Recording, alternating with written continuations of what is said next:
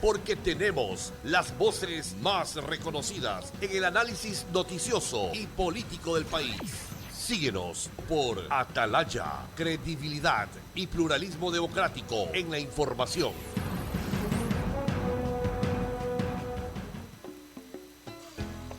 Fin del espacio publicitario. En Radio Atalaya, la siguiente es una programación clasificación A, apto para todo público, contenido o opinión. A esta hora, en Radio Atalaya, presentamos Sin Amarres. Sin Amarres es noticias. Sin Amarres es opinión. Sin Amarres, una mesa de diálogo donde sobresalen los temas de mayor interés social, económicos y políticos del país. Bienvenidos a su espacio Sin Amarres. Bajo la conducción y dirección del sociólogo Stalin Poveda Granoble. En el aire.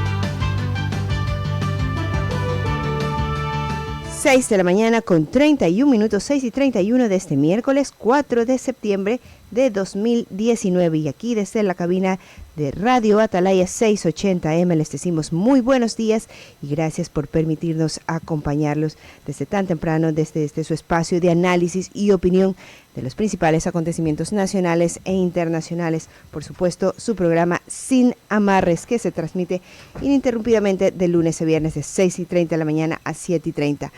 Queremos saludar, como siempre, a nuestro compañero Carlitos Pacheco, quien está junto a nosotros en la sala de controles.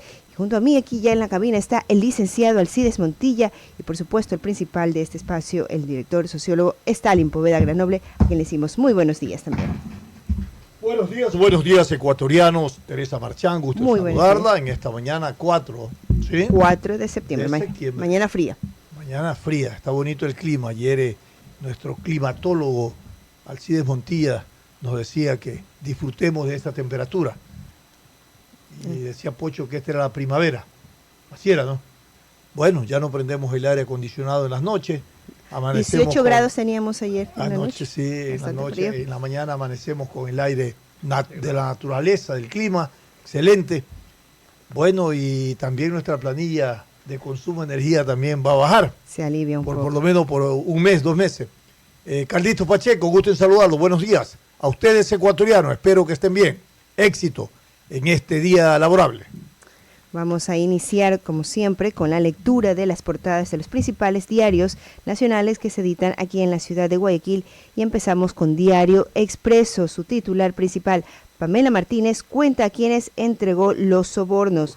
En hora y media de testimonio, entre lágrimas, la ex asesora de Rafael Correa relató ante la justicia cómo recibió los sobornos que contratistas del Estado pagaron a Alianza País y a quienes se les entregó. Pamela Martínez, protegida por el sistema de víctimas y testigos, atribuyó sus errores a su inexperiencia política. Exculpó a su asistente Laura Terán, que solo siguió sus órdenes, dijo, pero mencionó, entre otros, a Rafael Correa, Jorge Glass, Alexis Mera, Vinicio Alvarado, María de los Ángeles Duarte, Viviana Bonilla y la empresa Odebrecht. Bueno, y vamos a leer a continuación los 6 titulares que trae la portada del diario El Universo. Y la primera nota coincide con la que también tiene Expreso. El Universo dice, Pamela Martínez dice que digitó recursos pero no los gestionó. Llorando, ex asesora de Correa confirma aportes. Expresidente le preguntó si destruyó la información sobre la campaña, aseguró Pamela Martínez. Y en la foto principal de Diario Expreso, aeropuertos sin operaciones. Vacíos, así lucen los aeropuertos de Latacunga, Santa Rosa, Salinas y Tena, cuya construcción durante el gobierno de Rafael Correa demandó una millonaria inversión para atender una demanda inexistente. No hay aviones ni pasajeros que recibir en estas terminales. Bueno, y también tenemos que indicar respecto a la foto principal que trae la portada del Universo y se refiere a la visita que tuvo la alcaldesa de Guayaquil, Cintia Viteri, a la Corporación para la Seguridad Ciudadana de Guayaquil, donde se resalta que ya esta ciudad cuenta con 1.712 cámaras que dan vigilancia a toda la urbe, dice el diario El Universo. En este mismo tema también Expreso nos dice que estas cámaras se están activando, además dan cobertura al 70% de las zonas calientes de la ciudad. El gran objetivo es mejorar la seguridad ciudadana, esto después de 5 años de un monitoreo por separado. Por un lado estaba la Corporación de Seguridad Ciudadana de Guayaquil y el otro el Sistema Integrado de Seguridad ECU 911. De esta manera comienzan a trabajar coordinadamente. Bueno, y en otros titulares, el COIP, Código Orgánico Integral Penal, se debatirá 2 semanas. La Asamblea Nacional le tomará 2 semanas el segundo debate del proyecto de reformas al Código Orgánico Integral Penal, COIP, dice El Universo. Y hablando de la Asamblea, el caso Majano no entra a fiscalización. La investigación se deriva al CNE, la UAFE y la Fiscalía. Y también, uso de la Metrovía se redujo en el 2018. La Metrovía movió 135 millones de pasajeros el año pasado, unos 5 millones menos que el 2017, dice el gerente de la Fundación Metrovía, Leopoldo Falqués. Por otro lado, los tropiezos de un dragado fallido. La Prefectura de Guayas y la Armada defienden sus actuaciones. Y en el ámbito económico, Puerto Bolívar duplicó sus envíos en últimos 30 meses. Del 1 de marzo del 2017 a la fecha, el envío de carga desde Puerto Bolívar pasó de 64.000 contenedores a 130.000, dice la información. Así también los argentinos, esto en el plano internacional, los argentinos tienen miedo a un nuevo corralito. El riesgo de que el país vuelva a entrar en cesación de pagos empuja la compra de dólares. Y ese mismo tema lo replica también El Universo cuando resalta en su titular de portada: temor en argentinos a nuevo corralito. Larga fila de argentinos se acumularon ayer en los bancos para retirar sus ahorros en dólares. Y finalmente la última nota de portada de Diario Expreso: las madrugadas son más frías de lo habitual. Un reporte climático indica que hay una anormalidad en la temperatura en este mes aquí en Guayaquil. Y finalmente El Universo trae una información, un titular de deportes. Federación de Lucha pugna por ingresos. El presidente de la Federación Ecuatoriana de Lucha, Johnny Zambrano, espera que la Secretaría del Deporte analice la actuación que tuvo esta especialidad en los Juegos Panamericanos de este año, donde alcanzó 2 medallas de oro y 1 de bronce, y se recategorice a la entidad. De esta manera hemos dado lectura a los titulares que nos han traído en sus portadas principales los diarios guayaquileños que se editan a nivel nacional: El Universo, el mayor diario nacional, y Expreso de Guayaquil, estimado Stalin. Muy bien, mi querido Alcides. Mientras unos lloran y se arrepienten por haber sido utilizado, la ex asesora de Correa confirma los aportes. Ha llorado también en las declaraciones. Pamela Martínez también cuenta quiénes entregó los sobornos, a quiénes entregó los sobornos. Esto ya es un avance importante porque hoy se dan nombres y se identifica quiénes recibieron los sobres con dinero, quiénes recibieron los sobornos, y por último hay una cuenta que era el remanente de los sobornos que sobraba, y de ese remanente dice Pamela Martínez que le solicitaron $6,000. No era del Fondo de Solidaridad. Espera, de ese remanente le solicitaron $6,000 y después le llamaron de ese remanente Fondo de Solidaridad. Pero el remanente, su dinero era o venía de los sobornos. Entonces siempre sí está claro, ¿no? Es lo que ella explica en sus declaraciones. Entonces, el tema del Fondo de Solidaridad, resulta que la solidaridad ha venido ¿de qué?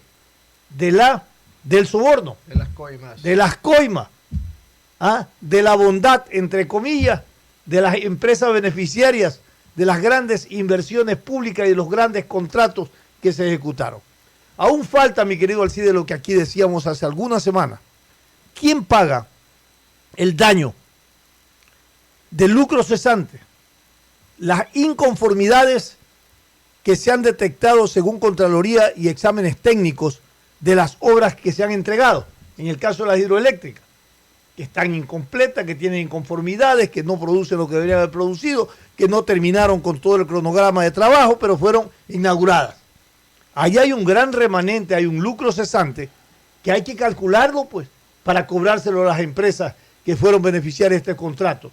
Me imagino que estará dentro del marco de la negociación con la Procuraduría, ¿no? Para con estas empresas, que por cierto, no debe estar sobre la mesa de negociación este tipo de compensaciones o este tipo de reconocimientos por los daños que se le causa al Estado, que porque se arregla no tengan que ellos después un pasaporte para seguir contratando con el Estado ecuatoriano. Deben de estar como en otros países, como lo han hecho en Perú, lo han hecho en Brasil y otros países, de que empresa que ha estado involucrada en estos temas de sobornos en inversiones públicas de cada uno de los estados, no podrán contratar más dentro del estado a que se refiere. Empezando por Odebrecht. Bueno, empezando por Odebrecht, que es la cabeza principal. Empezando por Odebrecht. Dicen que, y ahí se nombran algunas empresas también deben hay estar algunas, pero dicen que en algunos países hay unas Odebrecht chiquitas. ¿Ah, sí? Sí, son pequeñas, son las subsidiarias, pues, ¿no? Que también han ganado grandes concursos, pero en ese reparto de Lavajato, que se llamaba, o del mecanismo, donde habían 13 transnacionales y se repartían todo el presupuesto de América Latina, ¿no? Y decían, a ti que eres especializado en canales te toca esto, a ti que eres en electricidad te toca esto, a ti que eres en otra cosa, en fin, y ellos se repartían el pastel. Pero el reparto del pastel en ese club de los 13 o 16 empresas transnacionales, ¿no? Que se repartían la inversión pública de América Latina, en ese reparto ya estaba por consignado el valor de la coima para ser beneficiarios de esos contratos. Hay que verse el mecanismo de Lavajato. Yo le he recomendado que se lo vea, usted no se lo ha visto todavía. No, porque es que... Ya me dijo, pero véase. Usted sabe que tiene ocupado el Netflix todavía. Véalo en internet, en Netflix, en su teléfono. Ahí le explican cómo es el mecanismo. Sí. Cómo es el mecanismo de reparto de la inversión pública en América Latina, cómo es el club, ¿no? De todas las empresas, cuál es el rol que juegan los facilitadores para el soborno, que son los expresidentes y presidentes y ministros, ¿no es cierto? Cómo actúan los jueces respecto a los juicios que se plantean. Está todo el mecanismo y aquí se ha repetido exactamente ese mismo mecanismo. Oiga, sí es importante que por lo menos, ahora ya veo que Diana Salazar en las investigaciones y los jueces están llamando ya a empresas a declarar. Eso no había anteriormente en la primera fase. Hoy ya están llamando, y a funcionarios de empresas, están llamando a los de Odebrecht para empezar, y otras empresas que tienen contrato aquí en el país. Oiga, algo que todavía yo no entiendo, por qué no se llaman a los que integran o que integraron los comités de contrataciones. En toda empresa que contrata, ¿verdad? Se forma un comité de contrataciones, ¿no? 3, 4, 5 personas que se encargan de recibir las propuestas, las analizan y evalúan cada rubro y en base a las propuestas de las empresas que intervienen, adjudican la obra. ¿Y por qué no se ha llamado a ninguna de las personas que han integrado los diferentes comités de contratación de las innumerables obras que se han ejecutado, de las cuales la mayoría fueron tocadas por la mano de la corrupción? Y ellos no, absolutamente a nadie han tocado. Todo bien, su preocupación es válida, pero les quiero decir una cosa, que en los comités de contrataciones van delegados. El gerente, el presidente, todos designan su delegado. Pero quien decide al final no es el comité de contratación. Es la cúpula de gestión administrativa de cada una de esas instituciones. Pero entonces, ¿qué papel juegan los miembros del comité de contrataciones? Entonces, en vez de llamar a ellos, que deben de llamarlo, llame a cada uno de los gerentes, subgerentes, representantes de cada una de las empresas que lanzaron a licitación los contratos. y ellos le van a explicar por qué se la adjudicó y cómo se la adjudicó. ¿Qué le parece? ¿Ah? ¿Ok? Cuando son las 6 de la mañana con 44 minutos, vamos a seguir ampliando este tema y para ello hacemos contacto telefónico con el ingeniero Óscar Ayerbe, representante de la Asociación Unidos por la Justicia y del colectivo Víctimas del 30S.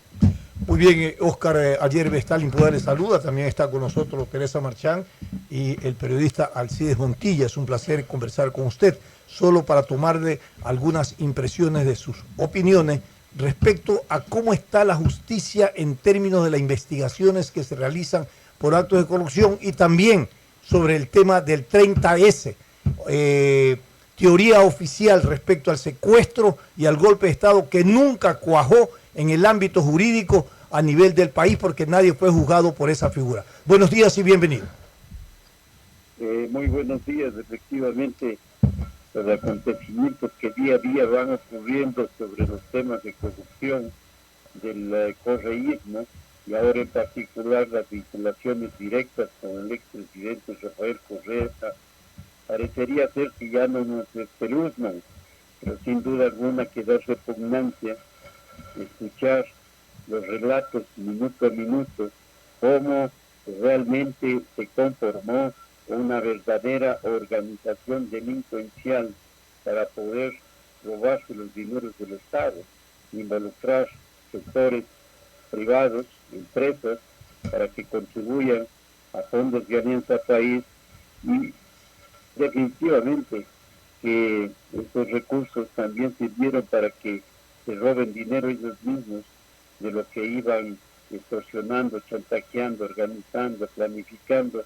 Y lo más grave de todo es cómo deliberadamente planificaron meter la mano en la justicia y orquestaban, organizaban, Mera y todos los demás con Yalc a la cabeza en el Consejo de la Judicatura para finalmente tener, en mi opinión, un Estado corrupto. Y si alguien pregunta qué es lo más corrupto del Estado, sin duda alguna es la justicia. Es impresionante su conclusión, Óscar. Si lo más corrupto es la justicia, ¿cuál es un poco la esperanza que tenemos los ecuatorianos de retomar la confianza en la administración de la justicia? Porque si usted tiene un Estado de Derecho, de una justicia que no responde al requerimiento de administrar justicia, evidentemente es un Estado fallido, es una institucionalidad fallida. ¿Y qué pasa ahí con la sociedad en su conjunto? Bueno, es absolutamente grave porque los tentáculos del correísmo y las estructuras que no solamente conllevaron organizaciones delincuenciales y asociaciones ilícitas, sino que utilizaron la propia Constitución, la aprobaron ellos, estructuraron andamiajes jurídicos con leyes orgánicas aprobadas por la Asamblea, leyes, reglamentos, decretos que finalmente pretendieron y siguen operando estructuras para que la impunidad sea el factor común cuando alguien pretende denunciar a los delincuentes.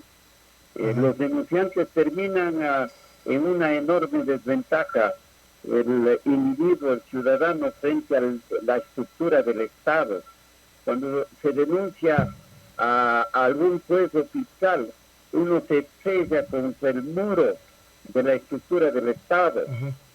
Cuando la doctora Maldonado, María del Carmen Maldonado, presidente del Consejo de la Judicatura, le dice al país que están poniendo mano dura, que han destituido a 19 jueces y 5 fiscales. Yo inmediatamente le mandé un Twitter preguntándole a ella que ninguno pertenece a los casos relacionados con la persecución política, con el 30S, y menos aún con el informe de evaluación que destituyó a Gustavo Yalc en mayo y junio del 2018, el famoso informe de evaluación del Consejo de la Judicatura, vinculaciones, redes de control, injusticia autoritaria, donde se determinó mediante investigación multidisciplinaria, delitos gravísimos, penales, infracciones administrativas, y ninguno ha sido sancionado por la justicia, y ni siquiera el Consejo de la Judicatura actual ha emprendido investigaciones y peor aún sanciones en contra de ellos. Y podemos mencionar nombres estratégicos emblemáticos.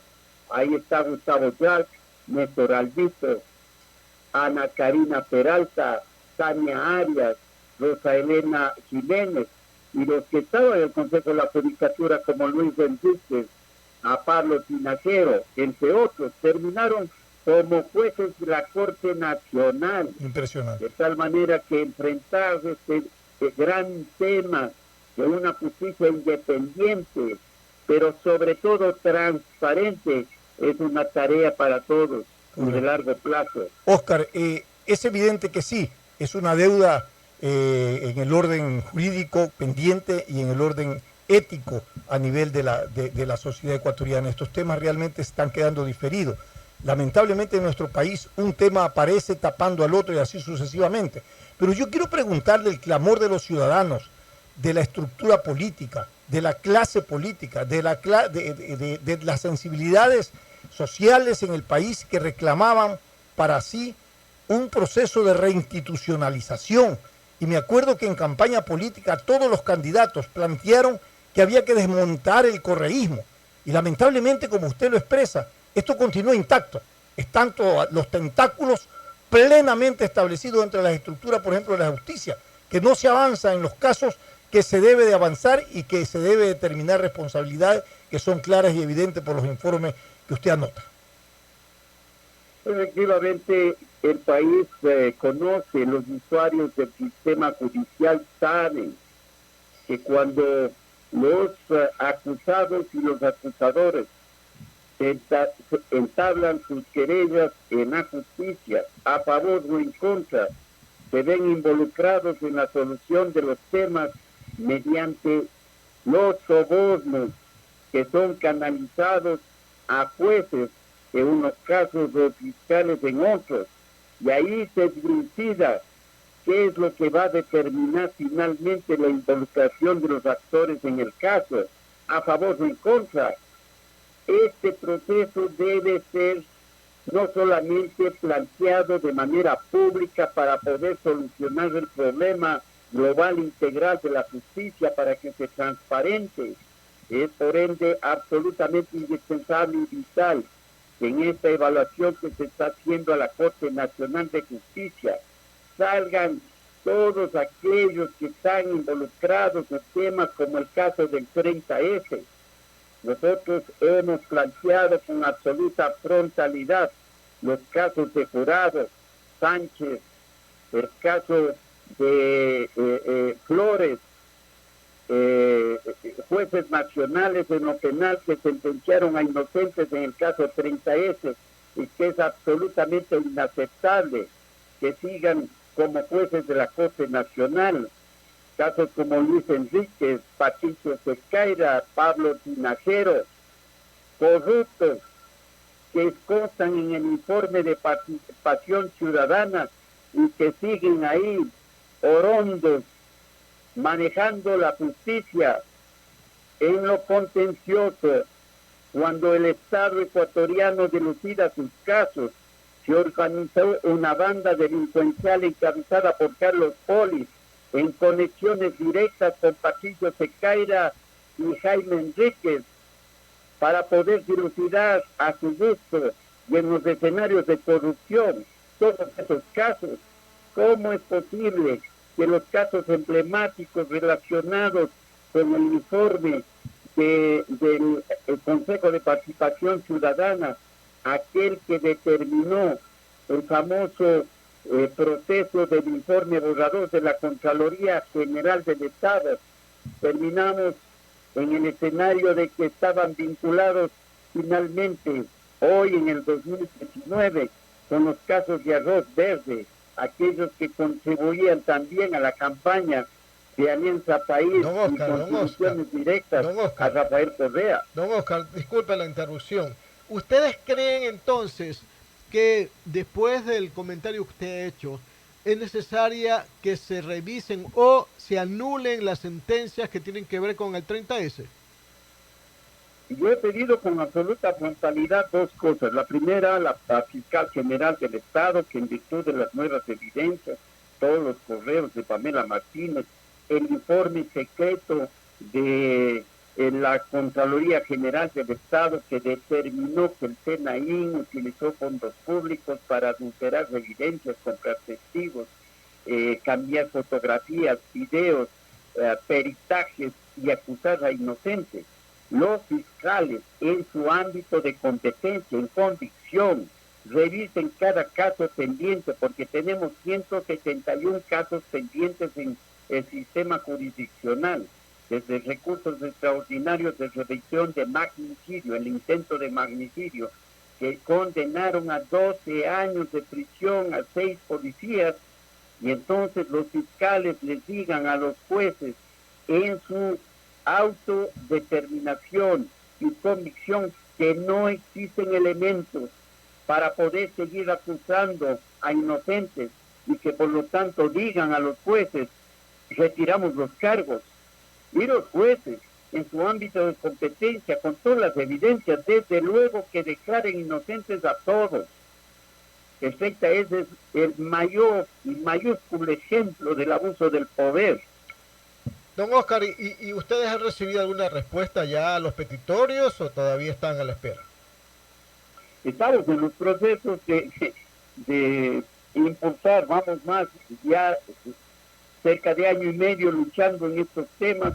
Hemos logrado que 181 casos los jueces declaren libres, inocentes y en plena libertad a todos aquellos que de Fuerzas Armadas, policía y civiles estuvieron involucrados en el sistema jurisdiccional. Ahí hemos avanzado, pero en las denuncias para que los responsables sean sancionados, pero no ha salido nadie, todos son intocados. El propio Gustavo Yal, nosotros tuvimos que presentar la denuncia en contra de 23 personas vinculadas directamente al caso de informe de evaluación, y no lo hizo de oficio la Fiscalía, no lo hizo de oficio el Consejo, la Judicatura. Hasta ahora no mueven un dedo, pese a nuestras insistencias. No me va a sorprender que yo termine siendo acusado, como eran los jueces que no obedecían al correísmo y eran destituidos. Yo termine siendo tratado como delincuente. Eso no me va a sorprender jamás.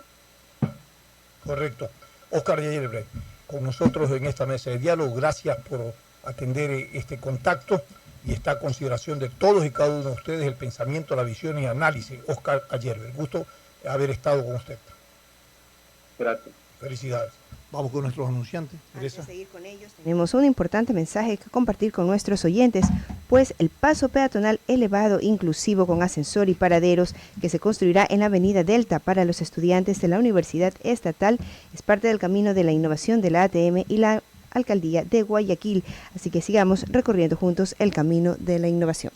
¿Qué te parece, hermano? Que hay un síntoma interesante.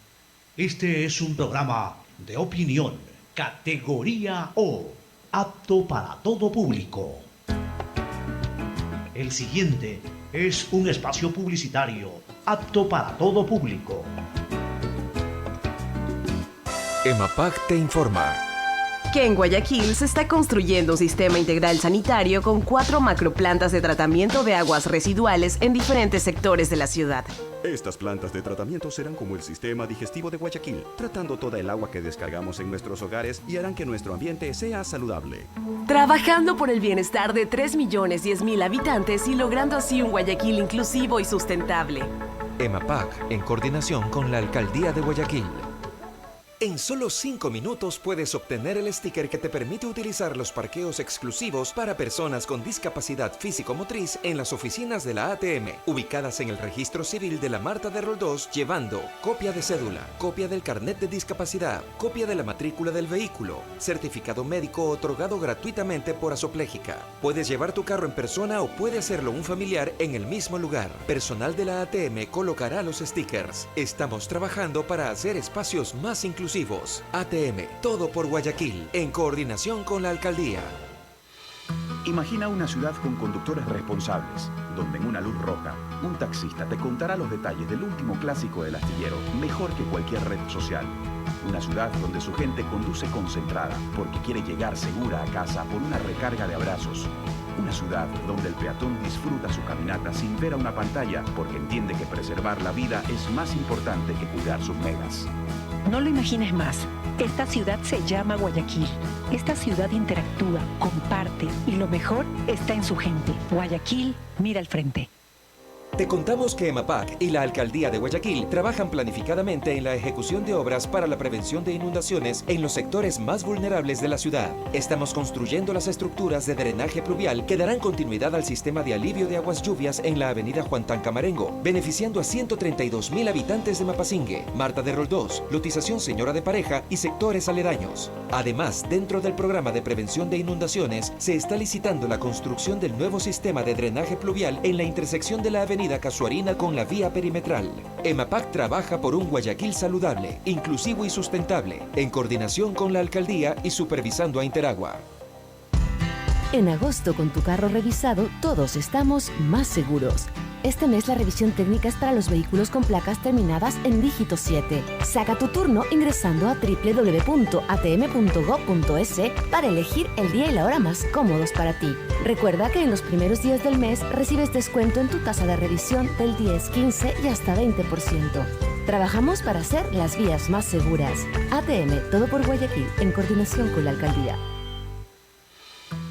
Imagina una ciudad cálida, donde las familias comparten sus historias y sus mejores momentos sin necesidad de filtros.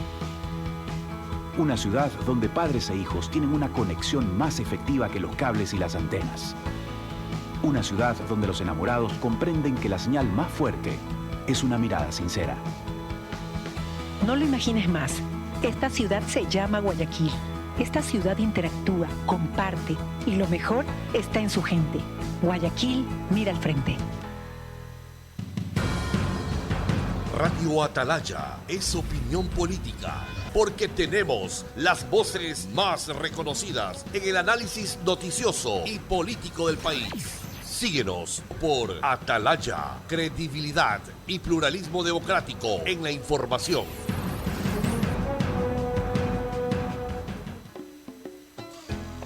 Fin del espacio publicitario. Usted está escuchando un programa de opinión, categoría O, apto para todo público.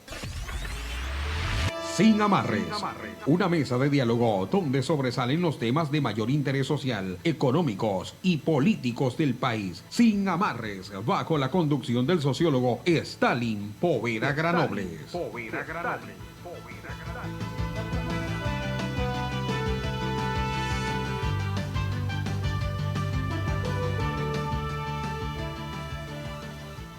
7 de la mañana con 3 minutos. Gracias por continuar en compañía de Sin Amarres. Los queremos invitar a después de nuestro espacio de las 7:30. Desde esa hora hasta las 8:30 vamos a estar conectados también con el municipio de Guayaquil, desde donde se realizará el enlace semanal de la alcaldesa, doctora Cintia Viteri, que en esta ocasión durará 1 hora precisamente al celebrarse los 100 primeros días de gestión, así que hará ese informe de rendición de cuentas. Recuerde, de 7:30 a 8:30 de la mañana, por supuesto por las ondas sonoras de Radio Atalaya 680M. Vamos a dar en este momento la bienvenida a nuestro siguiente invitado. Él es el abogado Vicente Torres, secretario ejecutivo del Consejo Cantonal de Protección Integral de Derechos de Guayaquil, a quien le decimos muy buenos días y gracias por estar aquí. Buenos días, Teresa, buenos días, Alcides, buenos días a cada una de las personas que nos escuchan a través de la 680 AM Radio Atalaya. Así es, efectivamente. Guayaquil va a ser la sede hoy del segundo Encuentro Nacional de Juntas y Consejos Cantonales de Protección de Derechos. Este es un acto que se va a realizar, como digo, hoy desde las 10 de la mañana hasta las 3 de la tarde en el aula magna de la Escuela Superior Politécnica del Litoral, en el campus de Las Peñas, de las calles Loja y Rocafuerte. Usted, como secretario ejecutivo del Consejo Cantonal de Protección Integral de los Derechos de los menores, niños, niñas y adolescentes, díganos cuáles son los temas, cuáles son los principales objetivos que se pretenden alcanzar en este encuentro. Bueno, hace algunos meses estuve aquí también en estos micrófonos invitando a la ciudadanía para que asista al foro sobre la niñez y la adolescencia, en la cual estuvo presente la asambleísta Encarnación Ducci. Continuando con esta línea de trabajo, precisamente el día de hoy pretendemos analizar el tercer libro del Código de la Niñez y Adolescencia junto con los demás consejos y juntas cantonales a nivel país. ¿Por qué? Porque precisamente queremos identificar los nudos críticos del sistema descentralizado de protección. El objetivo principal del Consejo Cantonal de Protección de Derechos de Guayaquil es proponer volver a la especificidad y especialidad en temas de protección de niñez y adolescencia. Para esto, el día de hoy vamos a tener 4 ponencias magistrales en la cual cada uno de estos expertos va a dar su punto de vista y su opinión para posteriormente, con estos miembros de las juntas y los consejos, realizar un taller. En ese taller se recogerán las opiniones y posteriormente se sistematizarán para, en virtud de esta propuesta local de las reformas del Código de la Niñez y Adolescencia, hacer una propuesta clara, contundente respecto al sistema descentralizado de protección de derechos. El objetivo claro es precisamente impulsar, volver a la especificidad y especialidad. Hay que tomar en cuenta que el Código de la Niñez todavía no se ha aprobado en la Asamblea. Lleva muchísimos años en una controversia inexplicable en la Comisión de Justicia, entiendo yo. Yo no le podría decir si son 5, 6 o 7 años, pero lleva mucho tiempo y los temas se han quedado enredados en controversias y posturas irreconciliables sobre algunos temas, pero es muy importante el aporte que entreguen los niños, porque ellos son prácticamente la base de este Código de la Niñez. ¿Cuáles son los problemas, abogado, que más les interesa que se resuelvan por parte de los niños que van a intervenir y que han intervenido antes y que usted los conoce? ¿Cuáles son los problemas que a ellos más les interesa, por ejemplo, resolver? Sí, correcto. De hecho, dentro del ejercicio participativo que está haciendo el Consejo Cantonal de Protección de Derechos de Guayaquil, en cada uno de los libros precisamente se ha tenido la participación activa de los niños de los diferentes sectores de Guayaquil, inclusive el Consejo Consultivo, que es parte del Consejo Cantonal de Protección de Derechos. Y de lo que se identifica, de lo que los niños han dicho a través de sus voces, el tema del maltrato es un tema que a ellos de alguna manera les preocupa mucho. El tema del abuso sexual, el tema del embarazo en adolescentes para los adolescentes, el tema de una educación de calidad, servicios de atención de calidad, donde precisamente se puedan atender a niños, niñas y adolescentes con esta especialidad, con esta puntualización que tiene este grupo de atención prioritaria.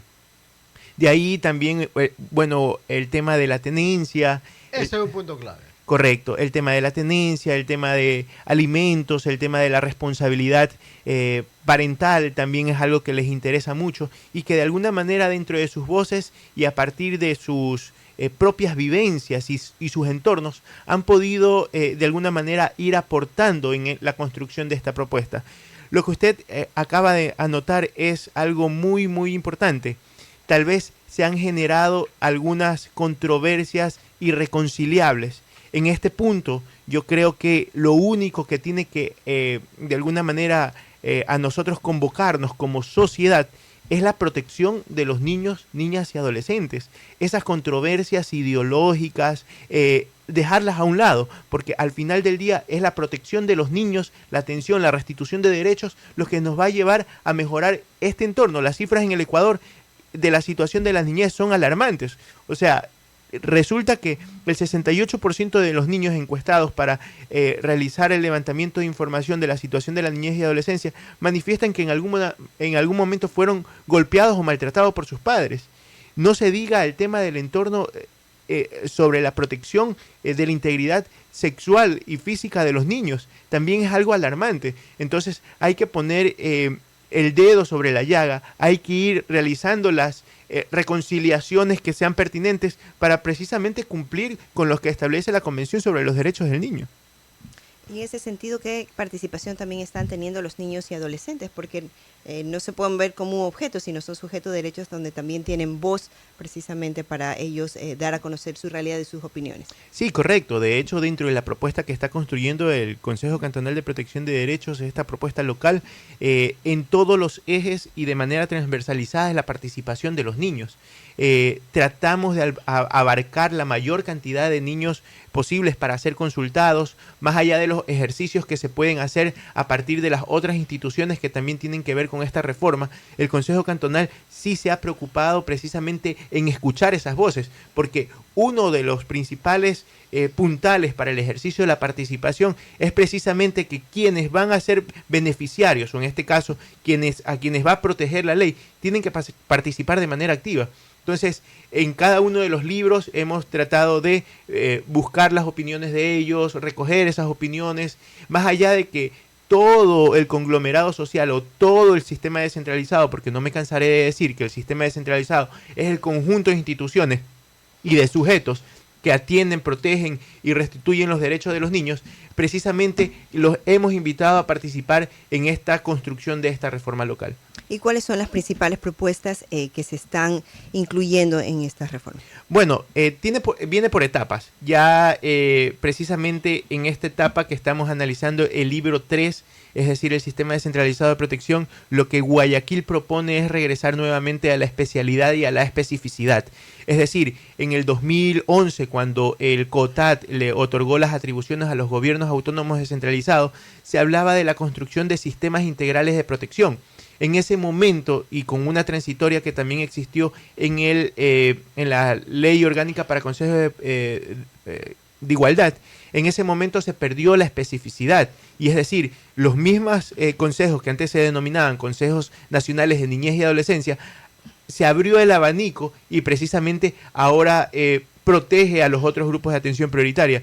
Yo no digo que esté mal aquello, pero cada sistema debe de ir precisamente en virtud del grupo de atención prioritaria que las necesidades son distintas. Las necesidades son distintas. Entonces, usted tiene juntas cantonales de protección de derechos que emiten medidas de protección a favor de mujeres víctimas de violencia como un ente administrativo, pero también otorgan medidas de protección a favor de niños, niñas y adolescentes. Pero eso no es el meollo del asunto. El meollo del asunto aquí es que normalmente no tienen ese enfoque de protección, ese enfoque de derechos que deberían de tener este sistema, y posteriormente se va perdiendo esa especialidad, esa especificidad, y de esa manera se deja en desprotección a los niños. De hecho, eso ya fue de alguna manera observado por organismos internacionales, porque a ellos les preocupaban este enfoque intergeneracional normativo, porque de alguna manera socavaba la protección de los niños, niñas y adolescentes. Abogado Torres, aparte de los grandes problemas que aquejan a los menores, especialmente, ¿verdad?, que tienen que ver con el maltrato, la violencia intrafamiliar, el tema de la desunión de la familia, dígase papá y mamá, el tema de la pensión. Hay también otros problemas que tienen que ver, por ejemplo, con la de los menores con discapacidad. ¿Qué se ha dicho sobre eso? Correcto. De hecho, de acuerdo a la Constitución, ellos representan un grupo de atención prioritaria por doble vulnerabilidad, tanto por el tema de niñez y adolescencia, tanto por el tema de discapacidad. Precisamente lo que se busca es que el código no quede en letra muerta, sino que a partir de la construcción de la propuesta normativa se establezcan las políticas públicas más eficientes con la finalidad de proteger a estos niños que se encuentran en doble situación de vulnerabilidad. Entonces, la construcción incluso nosotros pretendemos hacerla también con niños, esta consulta, también con niños que tengan discapacidad, porque es diferente la visión de ellos, es diferente la necesidad de ellos de algún otro niño que no sufra de esta discapacidad. En el tema de, por ejemplo, de las pensiones alimenticias, que es otro problema, y la controversia de la tenencia de los menores. Ahí también hay una discusión, porque muchos dicen que la pensión de $100, que creo que es la mínima, es demasiado bajo. Con $100 no se puede mantener en estas instancias a un menor. Y también el tema de la protección o la manutención o el amparo que debe tener el menor cuando se separan los padres, hacia quién debe hacia dónde debe de ir la potestad de los menores, hacia el padre necesariamente o hacia la madre. ¿Cómo se ha planteado el tema ahí? De hecho, ya ha existido de alguna manera voces en las cuales, y doctrina en la cual se manifiesta de que la tenencia no debe ser exclusividad de una parte o de otra, sino la persona, el padre que pueda proteger y velar por el niño, niña o adolescente. Entonces, si bien es cierto, existían reglas dentro del Código de la Niñez y Adolescencia que se establecía que hasta cierta edad debería estar con la mamá, y después de otra edad ya el juez podía escuchar y precisamente buscar de alguna manera con quién se quede, lo que se pretende es que a partir de una investigación exhaustiva, a partir de un estudio exhaustivo por parte de los equipos técnicos de la judicatura, se levante un informe pertinente con la finalidad de establecer con quién se puede quedar el niño, más allá de cada una de las puntualizaciones pertinentes, porque un niño que es lactante obviamente no podría estar con el padre, me explico, por obvias necesidades, pero tal vez un niño que ya está en una capacidad de 7, 8 años, 5 años, en las cuales podría ser independiente y que la otra persona le brinde el cuidado, que le brinde la atención, que le brinde, porque eso es otra cosa, no es simplemente con quién se queda, es después con quién se queda si esa persona es lo totalmente responsable para que vele, porque no es simplemente quedarse con el niño y pare de contar, hay una serie de obligaciones y responsabilidades que hay detrás de aquello. Abogado, y hablando precisamente de la protección a los niños, sobre todo aquí en la ciudad de Guayaquil, me imagino que en otras estará pasando igual, hay una gran cantidad de niños en situación de mendicidad, también producto de la migración. ¿Qué se está haciendo o qué se puede hacer? Porque la custodia sigue estando, a veces son utilizados por mafias también de mendicidad. ¿Qué se puede hacer o qué acciones se están tomando al respecto? Bueno, de hecho nosotros hemos participado en la construcción, estamos participando en la construcción de la ruta de movilidad humana, somos parte del colectivo, donde se están puntualizando acciones pertinentes con este grupo también de atención prioritaria. Sí, efectivamente, la mendicidad es un tema que incluso ha sido penado, incluso alguna ministra en algún momento salió a dar declaraciones respecto al tema, pero nosotros en realidad no buscamos alejar al niño de los padres. Lo que se busca es precisamente que los padres de alguna manera cuenten con las herramientas suficientes a través de ayudas económicas, a través de organizaciones no gubernamentales que lo prestan, a través de programas gubernamentales que también lo prestan. Es decir, de alguna manera propender a la unión familiar sin que se vulneren los derechos de los niños. El tema es que el sistema está colapsado. Entonces, es insuficiente para la cantidad de personas que son partícipes de este fenómeno migratorio. Entonces, y más bien ahí es un llamado a que de alguna manera las personas encargadas, las organizaciones, las entidades encargadas, busquemos las soluciones y alternativas, y es precisamente por eso es que se forma esta mesa de movilidad humana para buscar y articular de una manera más eficiente todas aquellas acciones y políticas que ya están presentes, porque por ejemplo yo les puedo manifestar una ruta que pueda ocurrir, una persona que viene desde otra parte del mundo, porque no solamente los hermanos venezolanos, sino que otra parte en la cual no tiene dónde quedarse, existe la organización Un Techo para el Camino, de Hogar de Cristo. Entonces ellos pueden permanecer ahí durante algunos días, brindado de atención, de comida, de protección, hasta que se puedan enlazar con algún otro familiar. Y posteriormente a eso, tal vez si se acentúan en alguna otra localidad, tal vez puedan ingresar a un programa de una organización no gubernamental que le presta alimentos hasta por 6 meses.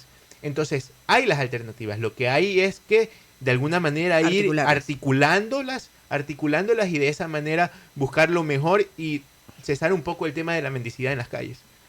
Este tema de la Convención de los Derechos del Niño.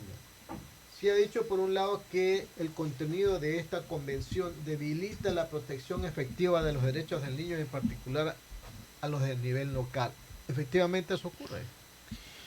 Sí, precisamente es lo que me manifestaba. De acuerdo a las observaciones del Comité Permanente sobre los Derechos del Niño, se ha socavado la institucionalidad en el tema del sistema descentralizado de protección.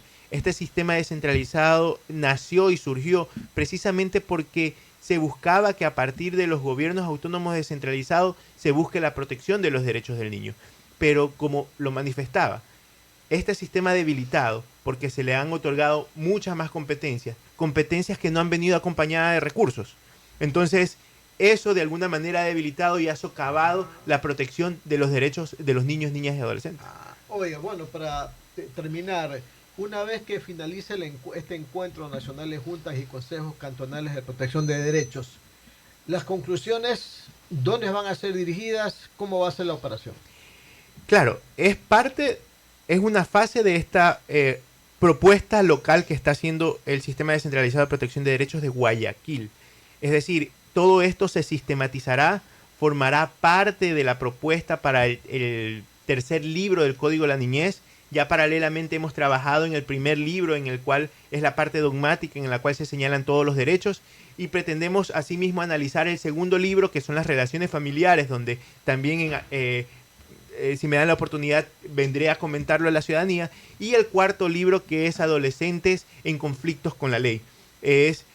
Son los 4 libros que contiene el Código de la Niñez. Una vez que se recoja toda esa propuesta, se sistematice, nosotros como sistema descentralizado iremos a la asamblea, presentaremos en la Comisión Ocasional de Niñez y Adolescencia, que es la que está trabajando este libro, para posteriormente seguir el debate vigilante de que esas propuestas sean recogidas y que formen parte de esta propuesta local, pero que a su vez se articule con las propuestas nacionales que están haciendo los diferentes colectivos, las diferentes consultorías, los diferentes expertos.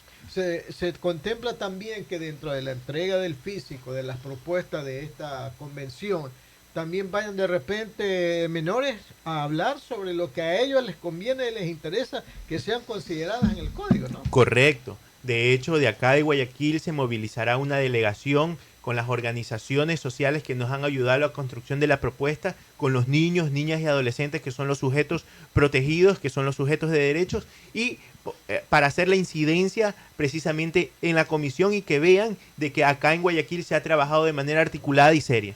Y sobre todo porque se va a escuchar la voz de los menores, que son los que deben de escucharse en temas como esto, porque los padres o los asambleístas que son mayores tendrán sus intereses que se los está prevaleciendo ahora, pero cuando oigan al niño hablar de sus problemas y de lo que debe de constituir un código como parte beneficiosa del niño, ellos tendrán necesariamente los niños que obligar a los asambleístas a que consideren sus propuestas en el código, abogado Torres, ¿no le parece? Correcto, de hecho muchas veces el debate se ha vuelto adultocéntrico, es decir, a partir de los intereses de los adultos, a partir de los criterios de los adultos, pero a veces no se toma en cuenta la opinión de los niños. Y ese ejercicio que lo hemos hecho permanentemente, el ejercicio de participación a través de los consejos consultivos, y en este caso hemos abierto la posibilidad para que otros niños, otros colectivos de niños también estén dentro de este ejercicio participativo, es lo que precisamente va a fortalecer esta propuesta, y sobre todo es todos con ellos, nada sin ellos. Así es. Importante ese trabajo también de participación junto a los niños y los adolescentes. Agradecemos al abogado Vicente Torres, secretario ejecutivo del Consejo Cantonal de Protección de Derechos de Guayaquil, por haber estado junto a nosotros en esta mañana. Y también a ustedes agradecemos por su sintonía. Cuando son las 7 de la mañana con 23 minutos estamos cerrando esta emisión de Radio Atalaya, de su programa Sin Amarres, pero por favor quédese en compañía de las 6:80 AM. A continuación, el enlace semanal de la alcaldesa Cintia Viteri en su rendición de cuentas de los 100 primeros días de gestión, un enlace que estará desde las 7:30 de la mañana hasta las 8:30. Que tengan una excelente jornada. Sin Amarres, una mesa de diálogo donde sobresalen los temas de mayor interés social, económicos y políticos del país. Sin Amarres, bajo la conducción del sociólogo Stalin Poveda Granobles. Este es un programa de opinión, categoría O, apto